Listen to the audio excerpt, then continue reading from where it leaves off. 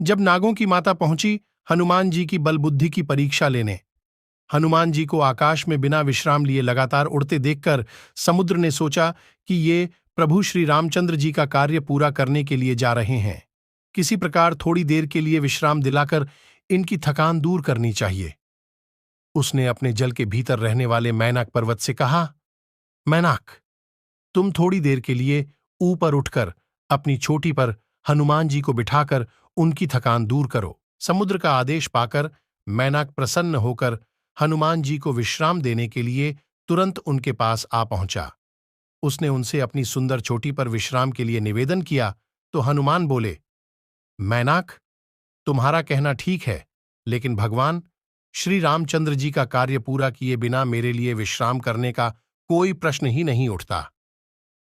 ऐसा कहकर उन्होंने मैनाक को हाथ से छूकर प्रणाम किया और आगे चल दिए। हनुमान जी को लंका की ओर प्रस्थान करते देखकर देवताओं ने सोचा कि ये रावण जैसे बलवान राक्षस की नगरी में जा रहे हैं, अतः इस समय इनके बल बुद्धि की विशेष परीक्षा कर लेना आवश्यक है। यह सोचकर उन्होंने नागों की माता सुरसा से कहा, देवी, तुम हनुमान के बल बुद्धि की परीक्षा लो। देवताओं की बात सुनकर सुरसा तुरंत एक राक्षसी का रूप धारण कर हनुमान जी के सामने जा पहुंची और उनका मार्ग रोकते हुए बोली, वानर वीर, देवताओं ने आज मुझे तुमको अपना आहार बनाने के लिए भेजा है। उसकी बातें सुनकर हनुमान जी ने कहा, माता, इस समय मैं प्रभु श्री रामचंद्र जी के कार्य से जा रहा हूं। उनका कार्य पूरा करके मुझे लौट आने दो। उसके बाद मैं स्वयं ही आकर तुम्हारे मुंह में प्रविष्ट हो जाऊंगा। यह तुमसे मेरी प्रार्थना है। इस प्रकार हनुमान जी ने सुरसा से बहुत प्रार्थना की, लेकिन उसने किसी प्रकार भी उन्हें जाने न दिया। अंत में हनुमान जी ने क्रुद्ध होकर कहा, अच्छा तो लो, तुम मुझे अपना आहार बनाओ।